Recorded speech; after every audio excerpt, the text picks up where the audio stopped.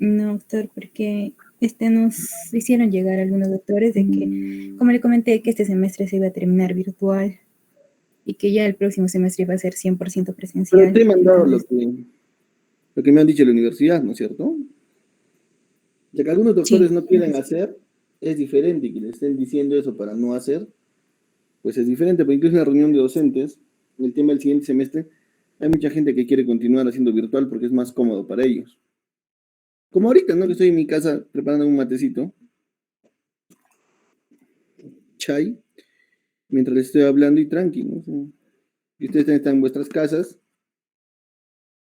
y tranquilos. Entonces, por un tema de comodidad, creo que es lo que les han dicho, porque yo te he mandado el pantallazo de lo que a mí me han dicho de la universidad.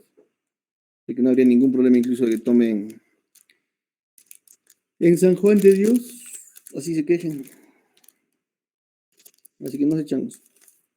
Veremos cómo hacemos. Porque a mí honestamente, o sea, sí me resulta más cómodo tomarles virtual porque pongo para que se autocalifique y ya no califico, ¿no? Pero bueno, ya. Eh, Creo que durante el semestre hemos tenido la suerte, de alguna manera, de ver varios casos de mal de pot, ¿ya? El mal de pot es una enfermedad bien frecuente en nuestro medio, especialmente en pacientes de zonas rurales y gente pobre. Ya en Lima se ve mucho, se está viendo un reafloramiento, si existe la palabra, respecto a los pacientes con VIH, por ejemplo, ¿no? Y también en Lima por el tema del hacinamiento, especialmente en zonas de los conos, en Gamarra, se está viendo bastante incidencia de mal de poza. Entonces, la tuberculosis vertebral no es una enfermedad que sea ajena, ya, es rara en gente como nosotros, tal vez, ¿no? O sea, de clase B, ¿no? B plus, pero es más frecuente en clase de gente, en gente de clase tipo C y D, ¿ya? Entonces, lo que vamos a ver un poco el tema de la infección, las infecciones intramedulares y las infecciones de columna vertebral netamente. Las infecciones de columna vertebral, vamos a ver las espondilodicitis, tuberculosa, y en las infecciones medulares intraurales, los tuberculomas intraurales, las meningitis, aracnoiditis y tuberculomas intramedulares, que son mucho más raros, ¿no? Lo más frecuente es las infecciones de columna vertebral, del hueso y del disco. Y vamos a verlo por qué en un momento. ¿Ok? Eh, Otros sinónimos de mal de Pot, ¿no es cierto? Tenemos como osteomielitis de columna y espondilolitis TBC. La, la tuberculosis en columna o el mal de Pot va a ser una patología bastante frecuente después de la pulmonar, ya, o la más frecuente. Ya desde épocas bastante antiguas, desde Lemuria y la Atlántida, mentira, desde la época de los egipcios ya existían antecedentes de este tipo de patología, ¿no? En esta imagen, por ejemplo, de la izquierda de vuestras pantallas, está el sacerdote Amón, cerca de 1100 años antes de Cristo, que es un poco las características típicas, ¿no? La jiba, por los cuerpos vertebrales colapsados, con angulación torácica sifótica, ¿no? Igual en la estatua egipcia encontrada en Asuán. ¿Han estado en Asuán? Espero que sí. Si no, por favor, vaya. Percival Pott, ya en 714, describe la lesión vertebral asociada a tuberculosis, ¿no? Recordemos que antes no había resonancia, no había radiografía, entonces lo que más se evidenciaba era la joroba. Por eso en la primera imagen les ponía el jorobado de Notre Dame. ¿Ya? Y es un dibujo de la llamada columna vertebral cariada, ¿no? Porque ustedes van a ver de que si bien es cierto la lesión empieza en el disco intervertebral, va a progresar con una destrucción osteolítica a nivel de las vértebras superiores e inferiores. Ya miren, esta descripción ya se había hecho en el año de 1779. Ya, obviamente la etiología, como su nombre lo dice, es la tuberculosis, ¿no? El Mycobacterium tuberculosis. ¿Ya? Cuando hablamos de otro tipo de infecciones, vamos a hablar de disitis y muchas veces van a tener otro tipo tanto de agente patógeno como también de lugar de infección primaria. ¿Ok? Recordemos que un granuloma es una masa más o menos esférica de células inmunes que se forma cuando el sistema inmunológico intenta aislar sustancia extraña que ha sido incapaz de eliminar. El problema es que este granuloma poco a poco comienza a crecer y con el crecimiento de este hay una reacción osteolítica que produce una necrosis gaseosa, ¿no? Y por ende destrucción del hueso, ¿ya? Los tipos de género, la etiología, la etimología de la palabra no nos interesa. Los microorganismos más frecuentes vamos a encontrar como el Mycobacterium tuberculosis, el Leprae, bovis y todo el resto que están viendo solo para marearlos, ya, porque lo más frecuente es el Mycobacterium tuberculosis, ¿no? En cuanto a la epidemiología, la espondilitis tuberculosa o mal de Pot va a ocurrir en menos de 1% de los pacientes con tuberculosis, y en su forma típica se trata de los elementos anteriores paradiscales, generalmente dos cuerpos vertebrales adyacentes y el espacio disco intervertebral. Lo que ustedes tienen que entender y lo más importante es que en el caso del mal de Pot, va a haber una lesión, casi siempre se va a comer el disco primero.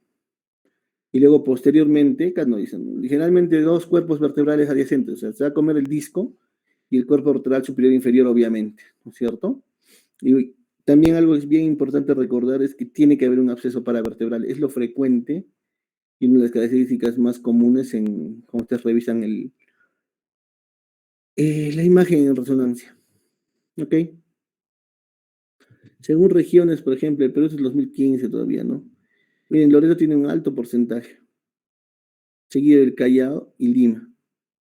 Pues miren que son ciudades capitales, ¿no? O sea, pero como les digo, por el alta, uno, el recrudecimiento del VIH y dos, por el hacinamiento es bien frecuente.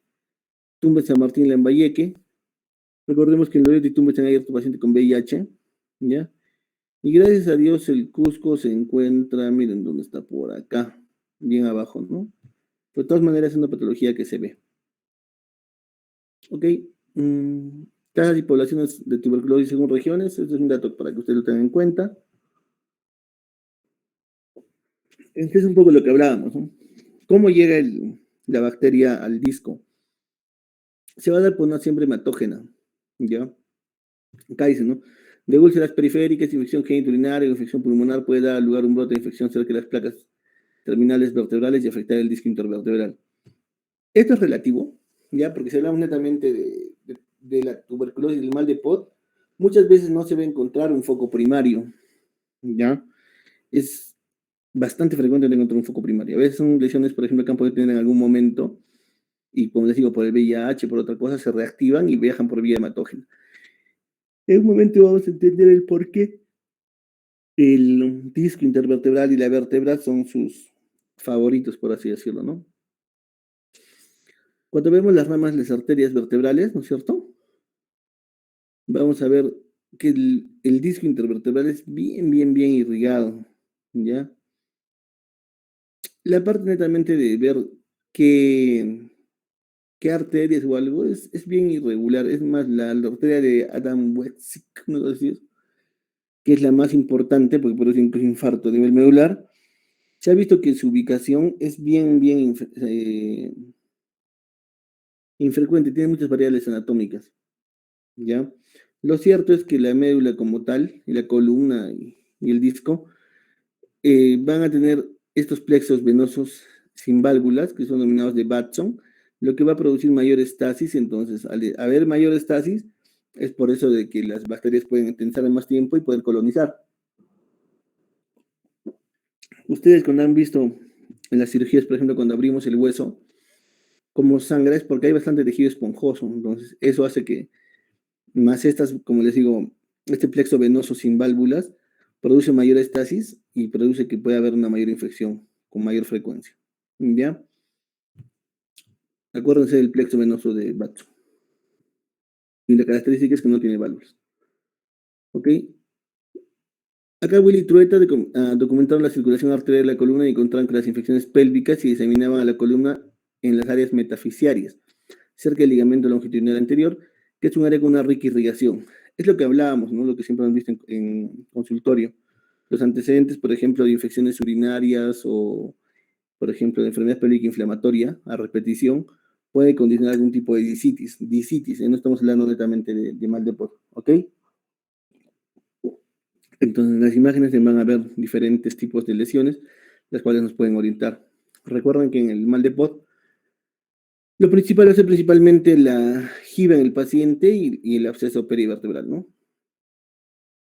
Las regiones de la columna que más se afectan son las lumbares entre L3 y L4 y en torácico entre T6 y T10. Esto puede ser más que todo por, como les repetía, ¿no? Por el problema de la circulación. ¿Ok? Las tres formas principales de afectación de la columna vertebral van a ser paradiscal, central y anterior. ¿Ya? La paradiscal va a ser la forma más frecuente, como les decía, el lugar más afectado va a ser el disco. Va a comenzar la metáfisis de la vértebra y se va a extender por debajo del ligamento longitudinal anterior hacia los cuerpos adyacentes, produciendo acá también pues, el absceso perivertebral, ¿no es cierto? Al final la destrucción ósea va a producir una deformidad sifótica, entonces lo va a comer, se va a doblar para adelante, produciendo la sifosis. Y usualmente acá ahí se respeta el disco, pero no realmente. Ya normalmente estos espacios en paradiscal van a estar bien disminuidos. Es una de las características principales del mal de Pot, ¿ok? En la infección anterior vamos a tener que su inicio va a ser en el ligamento vertebral común anterior, dando lugar a una imagen de erosión. No, el absceso mismo se va a comenzar a comer la vértebra.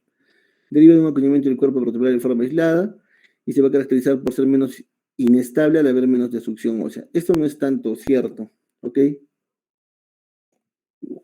La destrucción ósea va a ser muy relativa y lo que va a determinar va a ser si va a haber un tipo de acuñamiento o no, el cual va a producir la sifosis o la inestabilidad más que todo de la columna. Y en central, bueno, se enfrenta a la totalidad del cuerpo vertebral.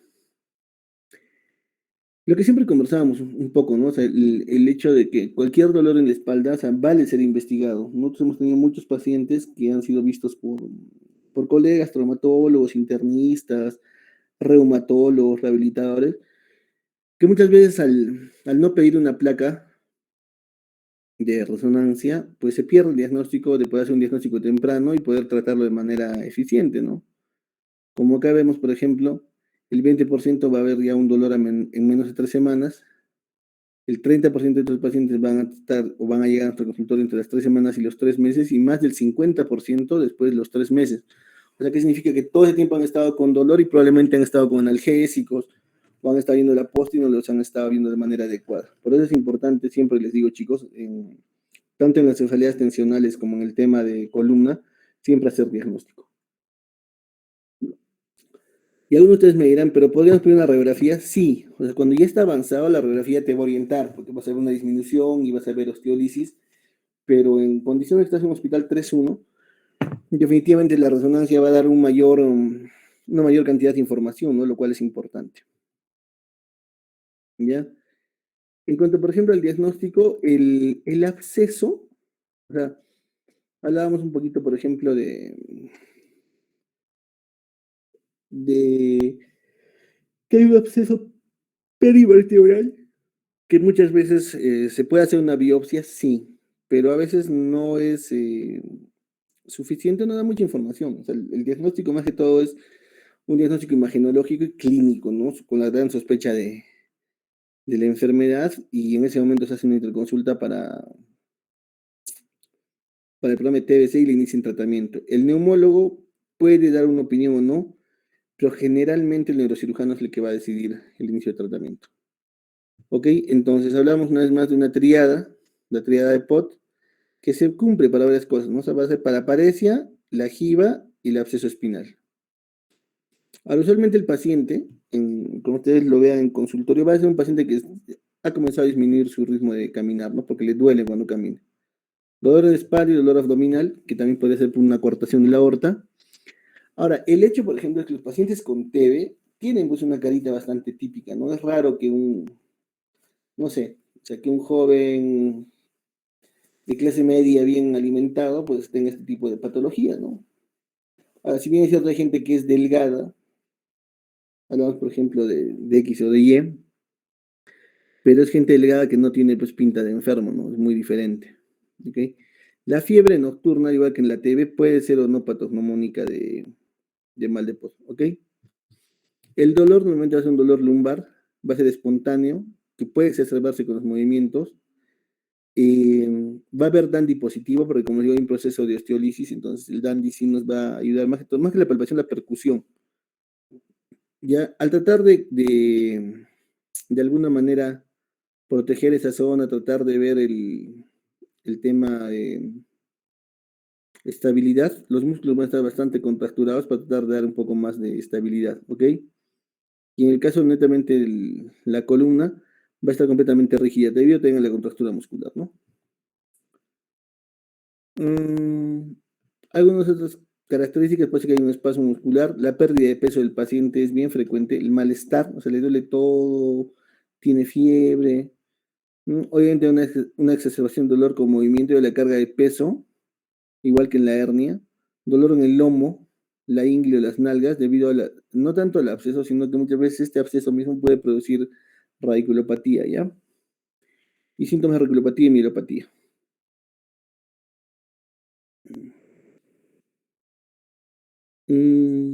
Usualmente en una persona sana, la tuberculosis y otras enfermedades no desarrollan a más, ¿no? Entonces siempre es bueno buscar algún factor predisponente, como hablábamos, por ejemplo, hace un rato, ¿no? Puede ser diabetes mellitus, el abuso de drogas intravenosas, recordemos que el absceso va a ser llevado de manera hematógena, estados de deficiencia inmune, llámense cáncer, llámense VIH, paraplegia existente, un granuloma dental, úlceras de tejidos blandos, las infecciones del tracto urinario y condiciones sépticas anteriores, ¿no? Que es una cuestión bastante relativa. La destrucción progresiva del hueso va a llevar a que, por ejemplo, al romperse estas estructuras, se produce una jiba, ¿no? La cifosis esté más marcada. Ahora, obviamente, por ejemplo, ustedes ven a este paciente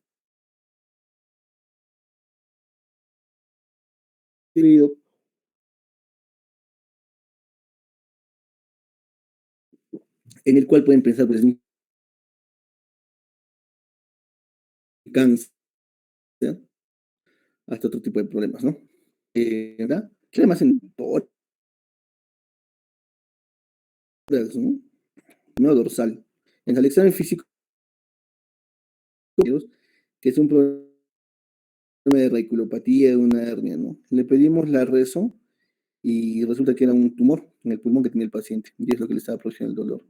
Entonces, cuando les he enviado esa imagen de la espalda con diferentes patologías por localizaciones, es importante siempre que lo revisen, ya para que tengan idea de algunos diagnósticos diferenciales que les pueden ayudar a mejorar, ¿no? Su calibración diagnóstica y pensar también en otras patologías fuera de lo que es el mal de Pot o la lumbalgia en general. ¿Ok? Mm, La presentación clínica de la espondilodicitis, tuberculosis más variable e insidiosa que la piógena, sí, porque van a ser signos más floridos, o sea, en respecto a que pueden ser diferentes tipos de signos, ¿no? Y síntomas en comparación con la piógena. La piógena usualmente solo va a dar lumbalgia. Y hay obviamente los signos y síntomas que puede dar pues, la infección urinaria o EPI en general, ¿no? Clásicamente el paciente va a presentar dolor en forma progresiva acompañada por fiebre intermitente, que digo clásicamente, pues no es patognomónico, pérdida de peso, sudoración nocturna, que es lo que normalmente vemos en, en la tuberculosis clásica, ¿no? Ahora, puede haber o no sensibilidad local, dependiendo del tamaño del absceso, espasmo muscular y limitación de movimiento, que habíamos hablado, ¿no? El paciente puede presentar lesiones neurológicas en 10 a 47% de los pacientes y cifosis angular, o sea que ya se ha hecho la jiba. Y en cuanto a lesión neurológica, se refiere, por ejemplo, a que puede haber ya una paraplegia o similar, ¿no es cierto? La localización más frecuente diríamos la que es la afectación lumbar y torácica, ¿no es cierto? Y que es muchísimo más raro en cervical o en sacro. Entonces, miren, por ejemplo, esa jiba, ¿no? Es bien, bien, bien marcada. Ya, entonces, es importante por eso siempre que revisen al paciente, ¿no? No hay necesidad de que lo desnuden completamente, pero por lo menos eh, tienen que liberar la espalda para revisar y tocar, ¿no? Palpar, si es que hay puntos gatillos u otras cosas. Ya, ahora el tema, por ejemplo, de instrumentación, lo vamos a ver en un ratito, que a veces no es necesario. Y estudios de laboratorio, el hemograma, la PCR, BCG, nos van a dar algún tipo de idea, pero no son de que nos vayan a guiar respecto por lo menos al tipo de tratamiento que vamos a emprender, ¿no? Ahora yo siempre les digo, la radiología, la radiografía en general, eh,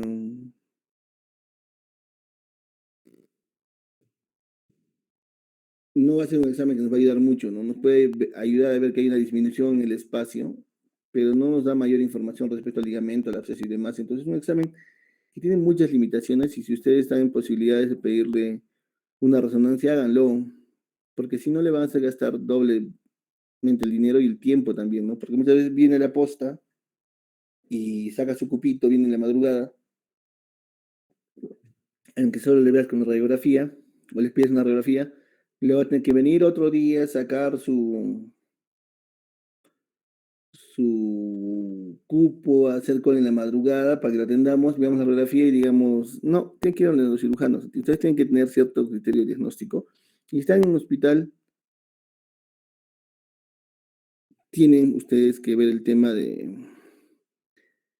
que pueda de alguna manera facilitar al paciente y llegar a un diagnóstico, ¿no? Sería lo importante.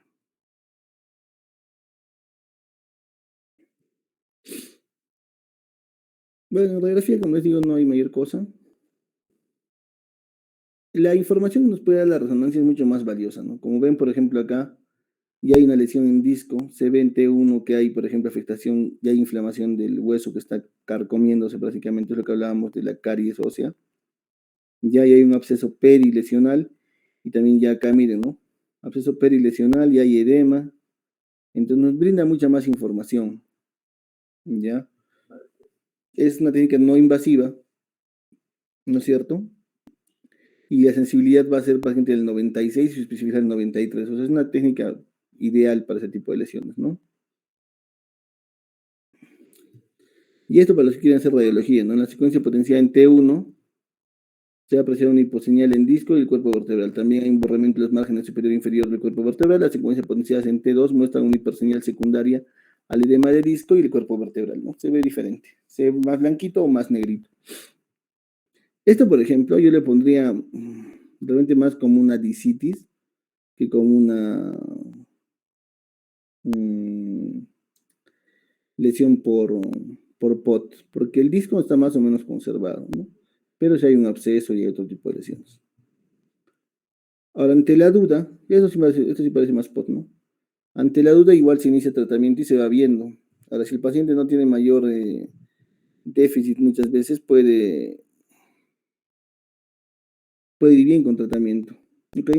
La gammagrafía se pide más que todo en pacientes con sospecha de mal de POT, pero no netamente en columna, sino por ejemplo en pierna, en brazo, más que todo para ver si hay una eh, lesión activa, ¿no? La tomografía axial va a ser importante respecto a cuando yo lo quiero operar, para poder planificar la cirugía y poder ver la parte de colocación de tornillos y demás. El PET es una cuestión más para estudio, ¿no? Una cuestión de gabinete, no tanto para el tema quirúrgico. Los estudios de laboratorio, como les digo, son muy variables. Importante recordar que el cultivo en medio del Lowestin es el más importante para cultivar este tipo de patógeno, ¿no es cierto? Y a mí particularmente el BCG, el PCR me da idea de cómo está avanzando el proceso, pero no necesariamente de cómo va a ir, o sea, no va a ayudar a tomar una decisión. Más que todo, lo importante es de alguna manera hacer un seguimiento para ver cómo está yendo, ¿no?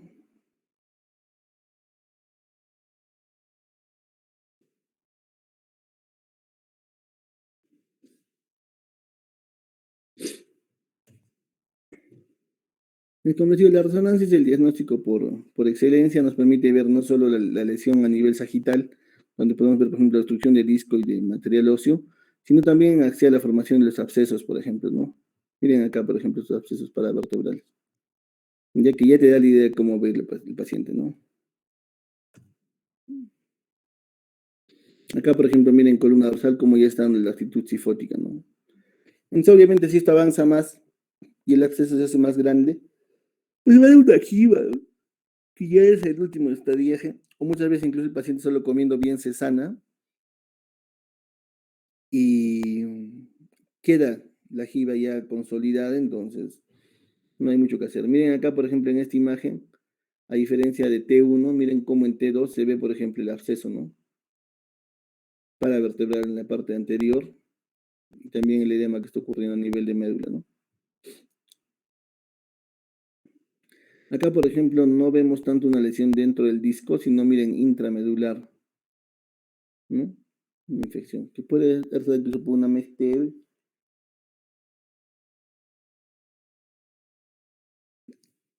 Y la biopsia no es una cuestión mandatoria, como les digo. A veces sí que es una cuestión superficial, a veces se puede entrar a descomprimir y en ese momento tomar la muestra, pero muchas veces los cultivos pues no son los ideales o no salen como quisiéramos, ¿no? El tratamiento va a ser diverso, lo principal es el reposo, el uso del corset para una inmovilización parcial, un régimen alimenticio, yo no diría normal, yo diría con hiperproteico y los fármacos anti-TB, ¿no? Que así se lo saben de memoria, ¿no es cierto?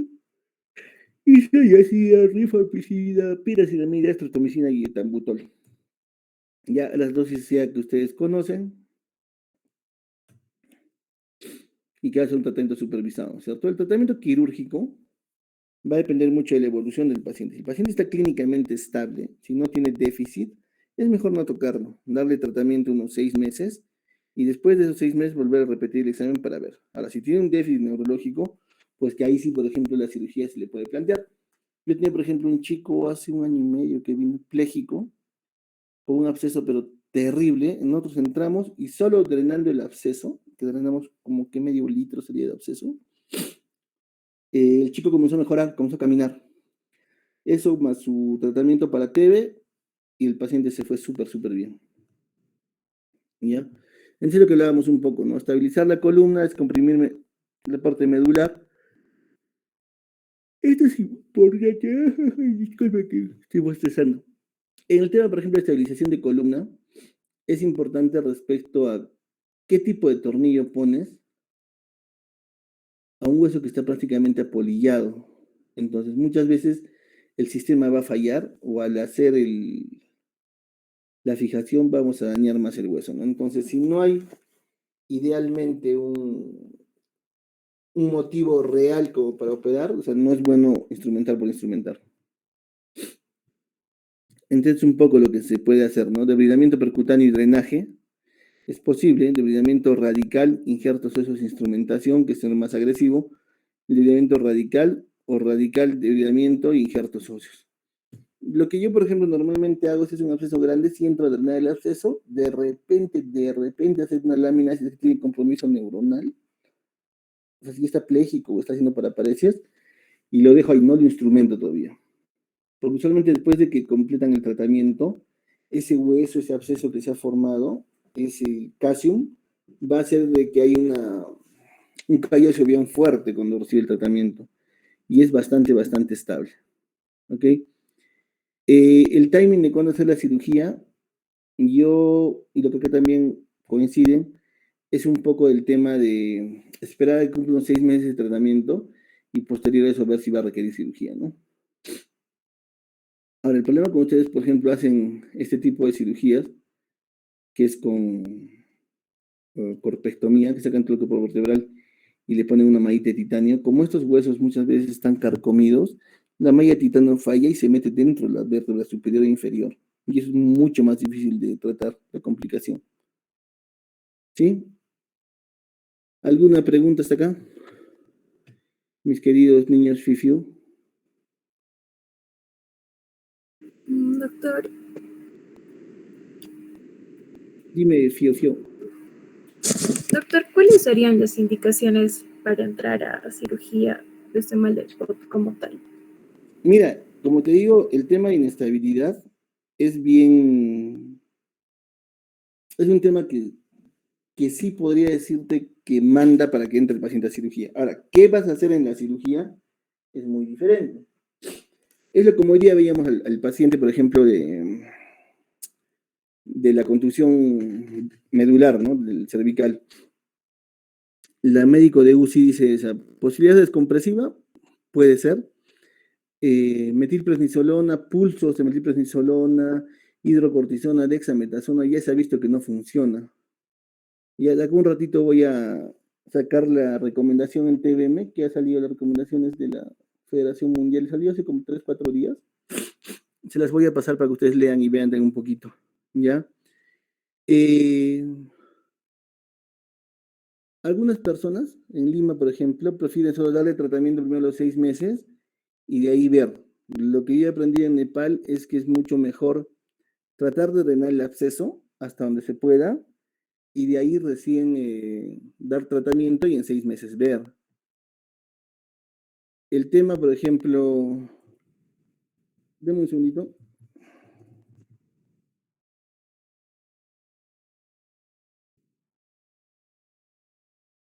El tema, por ejemplo, de hacer una descompresión, como te digo, es muy relativo, porque recuerda que en la infección activa, el tema de sacarle hueso lo puedes inestabilizar más. Porque como te vuelvo a repetir, cuando tú tratas el absceso, o sea, le metes el tratamiento farmacológico, ese casi muchas veces se consolida y forma el hueso, se osifica, pero bien, bien sólido. Entonces, una vez más, yo creo que mi conducta, por lo menos, o sea, mi conducta particular, es, si es que es un absceso grande y hay daño neurológico, entro a sacar el absceso. Si es que es un absceso grande y no tiene daño neurológico, también entro a sacar el absceso. El tema de instrumentación sí me parece que puede pasar a un segundo plano. A ver, dame un segundito, voy a buscar unas imágenes, si las encuentro les muestro. ¿Dónde está?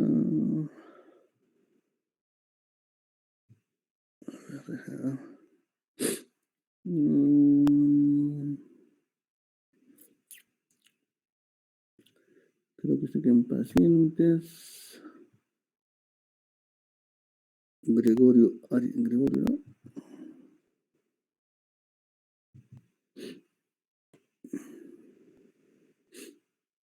Es un tumor medular. No, dame un segundo.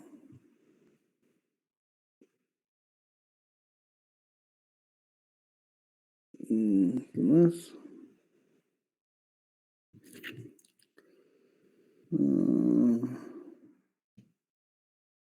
Evarista, ¿qué es? Dame un segundito para ver cuál es primero y cuál es segundo.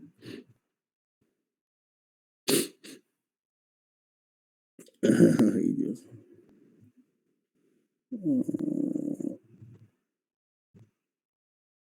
Ya, sí, este es. Ese pacientito es un pacientito bien interesante, ¿ya? Porque fue un paciente que llegó pléjico al hospital, ¿ya?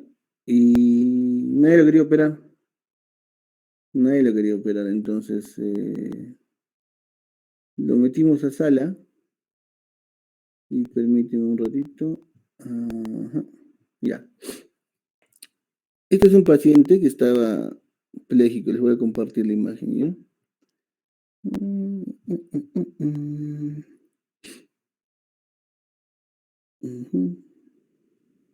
Ya, ven mi imagen, ¿no es cierto? Sí, sí, doctor. Ya. Entonces, miren, por ejemplo, el grado de cifosis que tiene este paciente.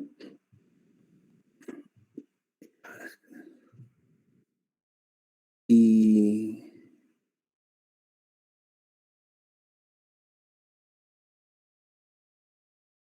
miren cómo los tornillos se han salido. Ya, miren acá cómo está la barra, que estaba recta, miren cómo se ha... Porque a este paciente le hemos operado en agudo. O sea, le drenamos el absceso, estaba pléjico, entonces la idea era de alguna manera tratar de estabilizarlo. ¿Ya? Mire el grado de destrucción ósea, por ejemplo, que hay acá. Como tiene una corpectomía, sería pues una cosa un poco complicada. ¿Ya? Y los tornillos abajo. Ya, ahora vamos a ver el corte, el axial, para que ustedes vean un poco. Mira cómo está, hasta acá el hueso está más o menos bien. Ya miren los huesos de más abajo. El tornillo está bien, ¿ya? Pero igual miren, estaba hasta por acá y se ha salido, porque es un hueso que está como apolillado. Ese también que estaba parcialmente lateral, miren este por ejemplo estaba lateral, miren acá, ¿ya? Pero al paciente se le dijo. Ahora, igual este por ejemplo, mira.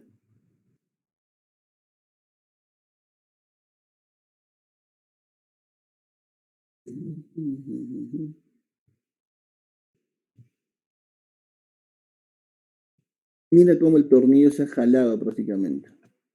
Mira el grado de destrucción acá, OC. Y más abajo, donde se les puso las barras, el crosslink. Esos dos niveles los salteamos. Y acá sí los tornillos están bien, ¿no? Mira. Ancho, ancho.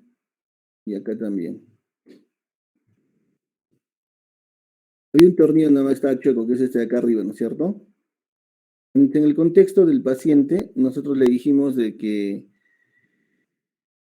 como estaba pléjico, íbamos a ver y que si mejoraba, bueno, habría el chance de alguna manera de reoperarlo, ¿no? Vamos a ver ese tornillo. Sorprendentemente el señor regresó al año, oye, caminando el abuelo. Ya, pero al caminar es de que haya ocurrido eso que se ha salido los tornillos y la barra se ha girado. Y entonces, esta no sé si es la que ya, cuando ya hemos operado o es la previa. Déjame ver. Porque en algún momento la idea de los colegas, cuando el señor vino así con mucho dolor, dijeron, pero ya hay que sacarle todos los tornillos. Yo le dije, pues ¿cómo le vamos a sacar? Le digo, le vamos a desestabilizar completamente y el señor está caminando, entonces sí va a quedar más pléjico. Entonces al final lo que nosotros hicimos fue reintervenirlo, ampliamos abajo un nivel, acá, y estos tornillos de acá arriba los hemos cambiado, los que estaban fuera, por tornillos más gruesos y hemos instrumentado dos niveles más acá. Ahora, ¿cuál es el problema de estos pacientes? De que esa sifosis en algún momento incluso pensamos en hacerle corpectomía, pero como te digo, el problema es mira cómo está este tornillo. Y mira este de acá, cómo lo que estaba bien adentro se ha salido. ¿Ya? Entonces el tema era hacerle corpectomía, como te digo, primero que como ya está en tratamiento, toda esta lesión de acá es súper, súper sólida. Y segundo, de que al ponerle la malla de titanio hay mucho chance de falla. Yo tengo, a ver, déjame buscar si tengo por ahí en la, creo que por acá tengo uno de falla de sistema. Ahí está, corpectomía falla, después de corpectomía error. Ya, miren esta imagen, por ejemplo. O sea, mira cómo la malla se ha metido dentro del hueso. Acá, por ejemplo, este es un paciente que hemos operado en Lima, ¿no? Hay un montón de errores en esta cirugía. Mira el tamaño de los tornillos, o sea, muy delgados, esos tornillos están fuera de pedículo. O sea, hay cosas que cuando hacíamos en Lima yo también pues, estaba aprendiendo y no es que yo haya operado, ¿me entiendes? Pero luego poco a poco te das cuenta. Entonces, incluso para esta cirugía del señor Evaristo, vino mi jefe de Lima, porque había que hacer, una era para hacer la corpectomía, y dos era, al final lo que hemos hecho, le hemos hecho osteomías acá. ¿Osteomías? Sí. Entonces nos hemos comido pedacitos acá de hueso, entre la vértebra, para crearle los espacios, y luego esto le hemos puesto al enderezar. Bueno, quisiera que me vean cuando estaba haciendo, es el problema con, con el tema este virtual, pues no pueden ver, no se les puede explicar como uno quisiera. ¿Ya? Pero lo que se ha hecho es hacer los huecos, al crearle los espacios en la vértebra, se ha podido reducir, o sea, al traccionar toda la médula, ha dado ese espacio como para que ceda, y le hemos fijado ahí, y el paciente ha quedado súper, súper, súper bien. Entonces, son temas que se pueden hacer. Ahora, yo no sé, honestamente, bueno, en este paciente sí le hicimos la minectomía, como para descomprimir, porque fue una cosa más o menos en agudo. Yo en este momento dudaría de instrumentarlo en agudo. Yo creo que solo drenaría el absceso. Drenaría el absceso y vería a ver cómo evoluciona. Y en 6 meses decidir si lo opero o no. Pero como te digo, son cosas que van variando, ¿no? ¿Alguna otra pregunta?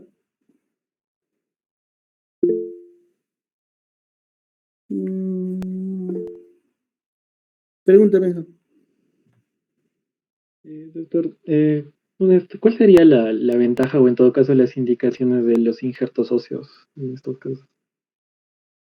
Los injertos óseos se colocan en vez del disco. Ya lo que se hace muchas veces, alguien está usando mis audífonos, lo que se hace muchas veces es el tema de, a ver, déjame buscar una imagen ahorita en internet y te muestro.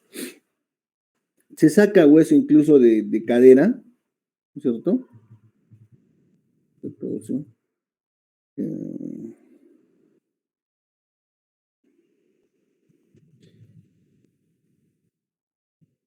Ahora, hay otro tipo de injerto también que es el putting, ¿ya?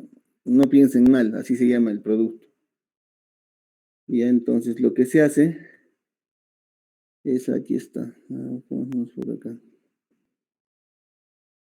Te voy a compartir mi pantalla para que vean. Porque son diferentes tipos de injertos óseos que se puede utilizar. Ya, entonces, uno es el hueso como tal, que ustedes le pueden poner, por ejemplo, en estos sistemas, ¿no? Cuando ustedes colocan la fijación, alrededor donde están fijando pueden colocar de injerto óseo, unos así como chips, como hueso molido, y otros como una pastita de núcleo de hueso, que eso hace que se osifique mejor. Ahora, lo que se refería que específicamente en el mal de Pot, no era eso, sino era este tipo de implante óseo, por ejemplo, que puede ser de este tipo, ¿no? De este que no nos permite ahorita ver esta cosa, o como este, por ejemplo, ¿no? Mira. Este, por ejemplo, es como un disco protésico, ¿ya? Pero dentro de esto se le pone también huesito para que osifique mejor y haga fusión. Ya, entonces, más o menos esto es lo que se refería cuando hablamos de mal de Pot, ¿no? El injerto óseo acá. ¿Ya? Turu. Sí, pues principalmente eso, creo. A ver, por acá hay otra imagen que está más desentona. O acá, como por ejemplo acá, ¿no? Este es el injerto óseo. Lo que tú haces, te comes el disco, lo dejas el anillo fibroso y le colocas el injerto óseo para que haga fusión. Ahora esto es por ALIF, o sea, por Anterior Lumbar Interfusion. Para hacer por anterior, porque vas a tener todo este espacio y es más fácil hacerlo, tienes que entrar con cirujano de abdomen. Entonces es una cirugía bastante, bastante agresiva también. Por plifio, o sea, por posterior o por eh, oblique, es más fácil hacerlo. ¿Ya? Pero como te digo, se puede, que se deba siempre, no necesariamente. ¿Ok? ¿Alguna otra pregunta?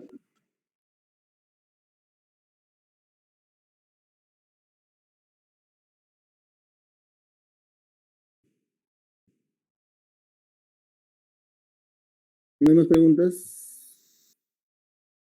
No hay más preguntas.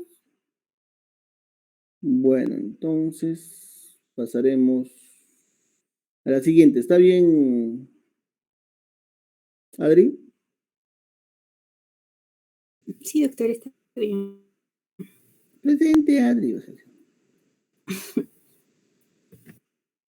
ya. El tema del mielomeningocele es un tema, hay unos compañeros, sí, hay una de tus compañeras que está haciendo, o quiere hacer creo su tesis justo en este tema, ya de mielomeningocele, pero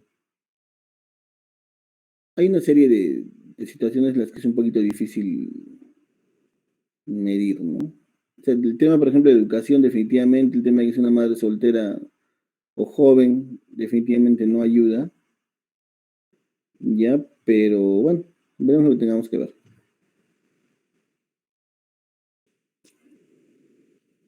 Ah, miren esta frase célebre.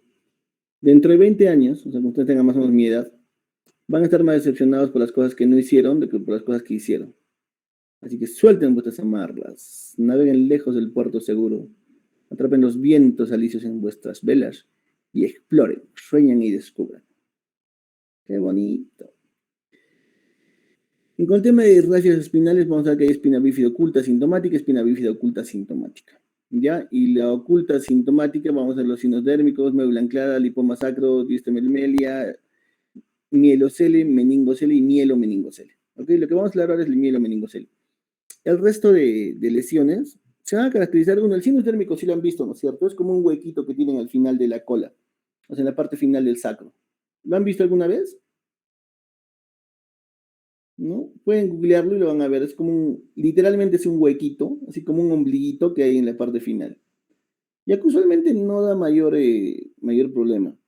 En cuanto a médula anclada y lipomas, o lipomielomenincocele, por ejemplo, o sea, sí da lesiones porque el niño usualmente va a presentar algún tipo de déficit para caminar.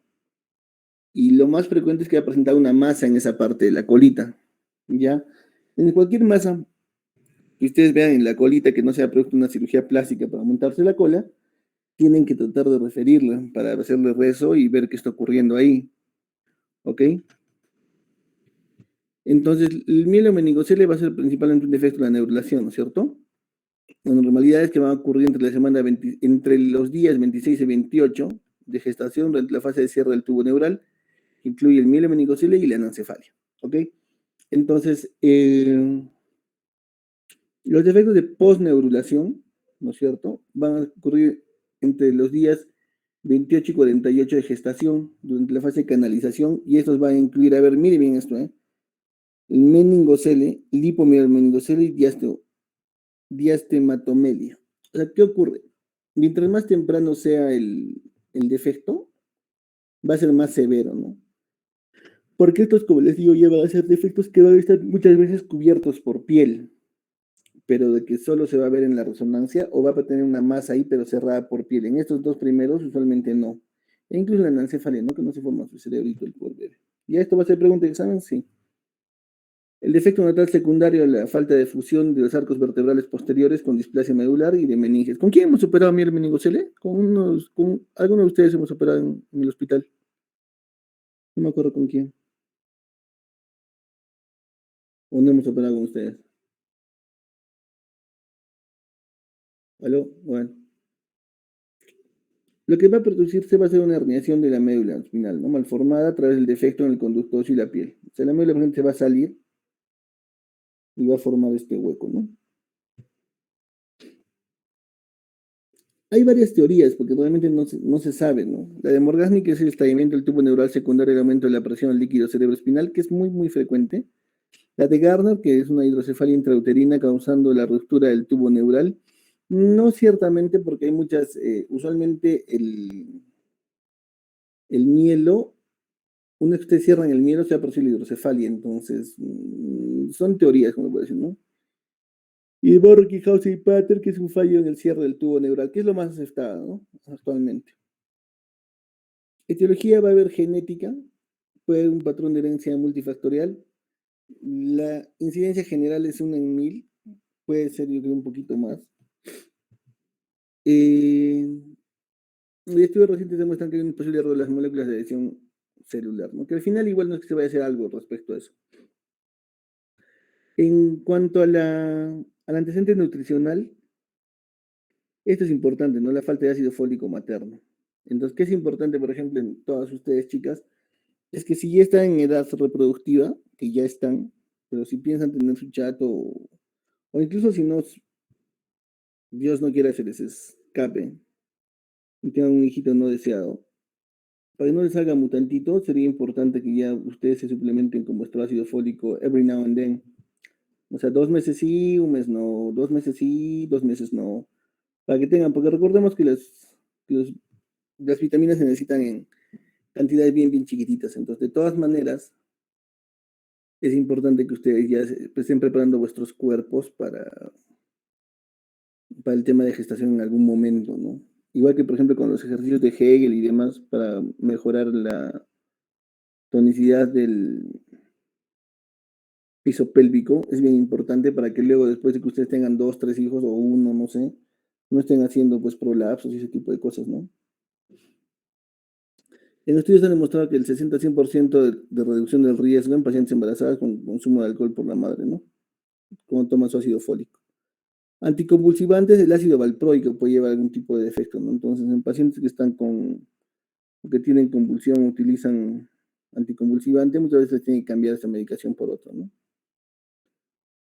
Es la anomalía congénita más frecuente de la columna vertebral, lo que hablábamos, ¿no? En promedio 1 por cada 1000 nacidos vivos. Geografía, obviamente, en países del tercer mundo y pobres. Hay un mayor riesgo si existe un antecedente que ya tenía un bebé con este tipo de problema. Más frecuente en mujeres hispanas, ¿no? Porque somos unos maltragados e irresponsables. En cuanto a la embriología, lo que conversábamos, ¿no? Mientras más pronto sea, va a ser más severo, ¿ok? En el 18º día del desarrollo, a nivel de placa neural, va a aparecer esta de pequeña depresión, ¿no es cierto? Que es el surco neural, ¿no? Aquí está el neural groove. A los 22 días, la placa neural se va a transformar en un tubo neural. Acá ya sería el tubo. Como decíamos, entre el día 26 y 28 es donde acá se produce el defecto. ¿Ok? Eso ustedes ya saben por embriología. Hasta el final de la tercera semana, o sea, el día 21 más o menos, la placa neural tiene forma de zapatilla. Los bordes de la placa neural se elevan y forman los pliegues neurales y la porción media constituye el surco neural. Lo cierto es que en este momento es donde ahí la falla. Y por acá se protruye.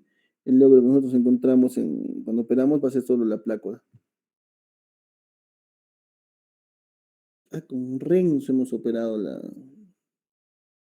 el mielo meningocele. No sé, un día que ustedes tienen que hacer, no sé qué grupo tenía que hacer algo y se fue. Y justo entramos con el chiquito del mielo. ¿Ya? Las porciones finales del tubo corresponden al neuroporo anterior y posterior, 324-28. El desarrollo de las meninges comienza con el cierre del neuroporo posterior. Esto pueden leerlo, no me interesa. Diagnóstico prenatal. Es importante esto, ¿no? Los ginecólogos actualmente están haciendo esto, ¿no? La alfa-fetoproteína que se pide, ¿no es cierto? Y posteriormente va a estar detectable en suelo materno. Y va a tener que determinar trastornos en cierre del tubo neural, ¿no? Esto de amniocentesis no se hace. No se hace. O sea, si ya la proteína está muy alta, lo que corresponde es hacerle una ecografía, ¿no? Una buena ecografía. ¿Ok? La ultrasonografía, la se llama 1620, que permite detectar lesiones cubiertas con piel. Esto es lo que te dicen la ecografía genética, ¿no? Que te van a hacer. El efecto de proteína más ultrasonido detecta 80-90% de efectos abiertos del tubo neural y 100% de anencefalia. Yo creo que si es un paciente con anencefalia, sí hay que terminar la gestación, porque no tiene sentido continuar si no tiene cerebro. En cuanto al tema de mielomeningocele, es muy difícil, porque si es un hijo querido, o sea, que ha sido programado, y aún así no querido, es tu hijo. Entonces, yo he visto papás que se desviven por sus hijos, ¿no? Especialmente, por ejemplo, hay un chiquito Dylan McDillan. Dylan, por ejemplo, o sea, nació con mielomeningocele, hizo hidrocefalia, le hizo ventriculitis, hasta como un año en el hospital, y los papás, qué manera de querer al chiquito. Ahorita el chiquito tiene 6, 7 años. No camina, anda en su silla de ruedas, pero es pues la alegría de sus papás, ¿no? Es bien difícil. ¿Ya? Las lesiones pueden ocurrir a cualquier nivel de la columna espinal, pero son más frecuentes en la región lumbosacra, ¿no? En cervical yo nunca he visto un mielomeningocele. Y la gran mayoría de las lesiones van a ser posteriores. ¿No? La piel usualmente va a estar ausente, va a haber solo un saco del mielo. Las meninges van a estar a pocos milímetros del borde de la piel, se encuentran la dura madre, entonces la idea es entrar por las zonas donde todavía la dura madre está intacta. El cordón espinal va a estar como un quisio cavitado, puede estar como sólido o desorganizado. Y esto es importante, ¿no? Las vértebras van a estar ausentes, la parte de la lámina y las apófisis espinosas. Ahora, ¿qué es importante entender? De que muchas veces las malformaciones no vienen solas, ¿no? Como les digo, el mielomeningocele tiene una alta relación con la hidrocefalia, entonces paciente con mielo, oye, ¿qué pasó? ¿Qué fue ese paciente? ¿Le puso válvula? No. Hay un niño que está haciendo hidrocefalia también en el hospital, pero estamos esperando su válvula, ¿en qué haya quedado? Lucero, ustedes que estaban rotando neo, ¿qué fue el niñito con hidrocefalia? ¿Lo operaron? Sí, doctor, usted lo operó. Ah, ok. Pero había otro paciente también con hidrocefalia. ¿Saben? ¿Han estado yendo al hospital estos días? ¿What? Doctor, no volvimos a neonato todavía. Bueno, que hay internos preguntaremos en qué andan los pobres chamacos. ¿Ya? Estos los grupos, o sea, honestamente es gente que le encanta hacer clasificación. Ya, ahora, obviamente ustedes entienden que mientras más alta sea la lesión, más severo va a ser el daño, ¿no es cierto? Entonces, esto es un poco para que vean, probablemente de acá va a entrar algún tipo de pregunta para el examen.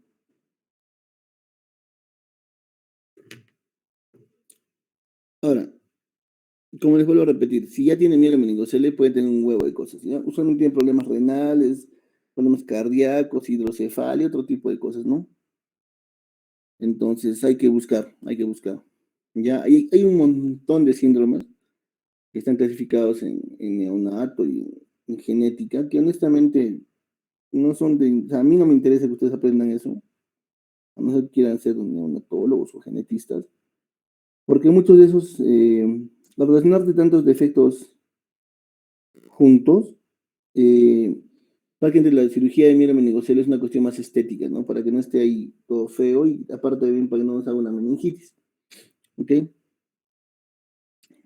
Eso no es de Turner, ¿no? Estos son temas que honestamente no nos interesa saber.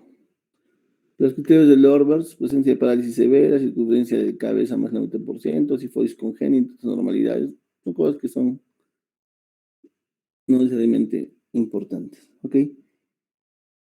El tratamiento inicial es el tratamiento quirúrgico, inmediato, o sea, el bebé nace y entre las primeras 4 o 6 horas debería estar entrando a sala, ¿ya?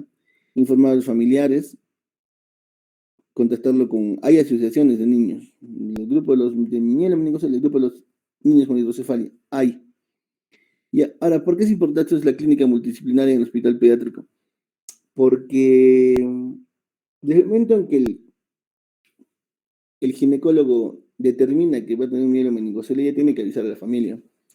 Entonces, hay una gestante que tiene un mielomeningocele, literalmente, el ginecólogo debería hacer interconsulta a pediatría y a neuro para que estén pendientes. Apenas nazca, el bebé tiene que entrar a sala para arreglar ese problema y que probablemente también va a necesitar una válvula, ¿no? Ahora, ¿qué ocurre, por ejemplo, en nuestro hospital? Agarra y piden resonancia. No, pero resonancia con informe. Entonces ya pasaron 4 días, luego el bebé no se puede operar. Y si no se ingresa en las primeras 6 o 8 horas, luego hay que esperar 10 a 12 días. ¿Para qué? Para desfocalizarlo, a meterle antibióticos, todo, y de ahí recién meterlo a sala. ¿Ya? Y hay mayor riesgo de infección de todas maneras, entonces es una vaina. Entonces, el tratamiento multidisciplinario es bien importante. ¿Ya? Es importante que ustedes entiendan esto. Si esto es el mielo, nosotros vamos a hacer 2 incisiones acá, por arriba y por debajo. ¿Para qué? Para buscar la dura que esté todavía indemne y a partir de ahí vamos a disecar la plácoda, ya que es la parte que le queda de dura, que está como abierta, ¿ya? Ahora miren, por ejemplo, este porcentaje, ¿no? 70-90% van a requerir una derivación ventrículo-peritoneal, ¿ok? Les hablábamos un poco de esto, ¿no? La incisión a través del tejido subcutáneo está localizada la dura madre vertida o fascia, ¿no es cierto? Se moviliza la base del saco hacia la parte medial hasta que se vea por dónde entra el defecto. ¿Ok? Este huequito, ¿no? Posteriormente lo que se va a hacer es ese saco que se ha vertido. Se va a simplemente doblar ahí. Como ustedes verán acá se hace como un capuchoncito. Se reseca la piel excedente. Se vuelve a hacer otro cierre acá por capas y listo. Y muchas veces cuando son muy grandes hay que hacer colgajos rotatorios, ¿no? Para cubrir el defecto de la piel, porque si no, no va a cerrar. Complicaciones estas, ¿no? Infecciones, dehiscencia. Miren. Ahora, ¿por qué este tema de fracturas patológicas? Porque los niños muchas veces no tienen sensibilidad. Nosotros, había una niñita, no sé si ustedes seguir todavía en el hospital, el niño Almendra. Ella estaba como 6 años en el hospital, que había ingresado por un TBM, ¿ya? No es un caso de miedo, no sé, por un TBM.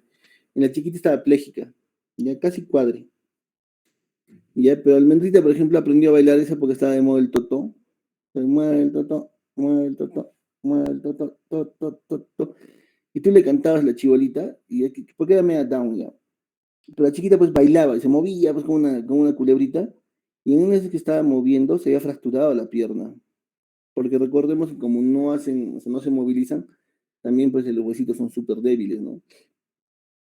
Y nadie, pues todos, ay, choreme, al final fracturada por la almendrita.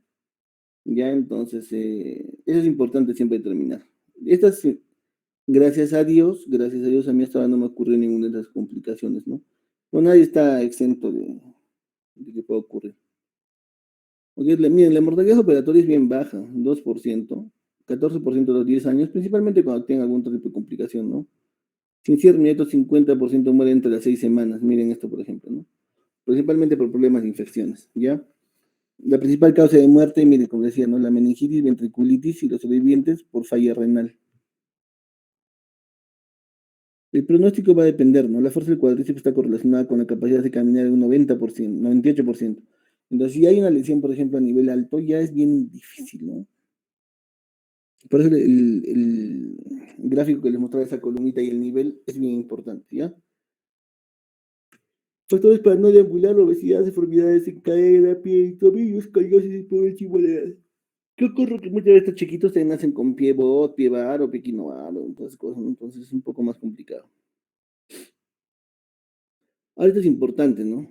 Los que sobreviven, el 73% va a alcanzar una inteligencia normal. O sea, estamos hablando de niños que no caminan, pero con su válvula ya se maneja la hidrocefalia y el 73% van a, de repente, ser congresistas, ¿no? Esto también, miren, ¿no? La principal causa de retardo mental en estos niños no es la lesión en sí, sino es de que ha habido una infección, una ventriculitis o algo y eso ha malogrado su cerebrito. ¿Ok? Y el 80% de esos niños van a caminar en edad escolar. Si el niño mueve su piernita cuando tiene mielo, es diferente. Pero si ya no tiene control de esfínteres, si no mueve sus piernitas, ya la posibilidad de que camine es bien, bien bajita, ¿no? Y eso es todo con mielo meningocele. Entonces, lo más importante con el mielo, de alguna manera, para que ustedes entiendan, es el tiempo quirúrgico. Ya sea que ustedes debieran entender eso de que un niño que nace con mielo tiene que entrar a sala. Y ustedes cuando sean internacionales o sean, no sé, sean pediatras o ginecólogos, eh, deben coordinar. Y cuando sean internos, se tienen que avisar al neurocirujano que el niño que van a hacer y ya prepararlo para sala. Deme un segundito y tengo que responder un mensaje.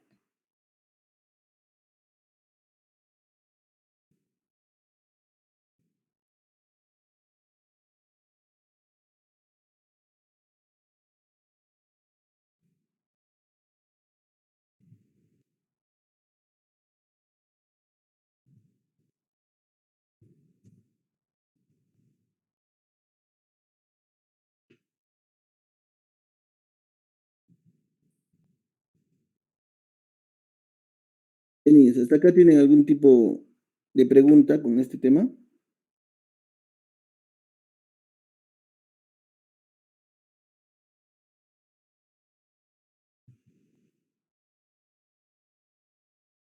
claro, doctor.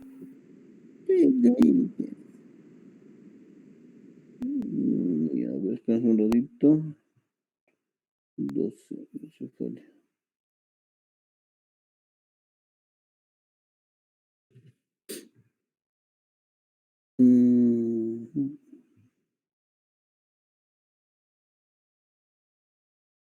Ya.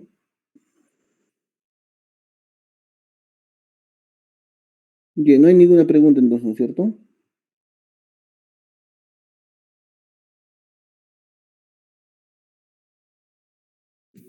Creo que no, doctor. Ya se jatearon, una vez más. No, doctor, seguimos aquí. Un extraño ver sus horrendos rostros en presencial.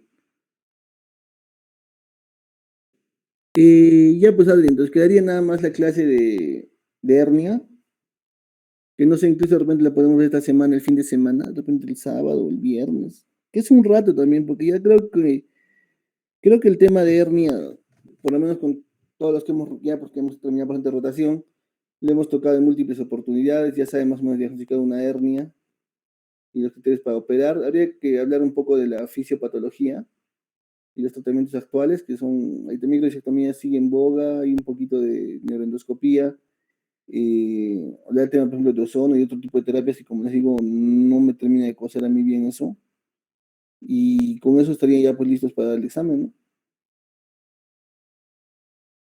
¿no? Ya, doctor, de repente podríamos hacer un repaso, por favor. No lo sé, Charlie, vamos a pensarlo. Ya, doctor. Ya, porque también como digo, repaso, o sea, ustedes ya la próxima semana van a estar en exámenes. Sí, pero sí tenemos tiempo para el repaso. Veremos. Ya, Ya, ya. doctor. Entonces descansen, no tengan lo mismo y se bañan, pues. Se reunió. Está bien, doctor. Buenas noches, doctor. Ya, Gracias. fíjense. Chao, chao. Buenas noches, Cualquier doctor. cosa por interno me whatsappean. Ya, doctor. No, doctor. Gracias. Exacto. Chao. Gracias, doctor. Buenas noches, doctor. Gracias.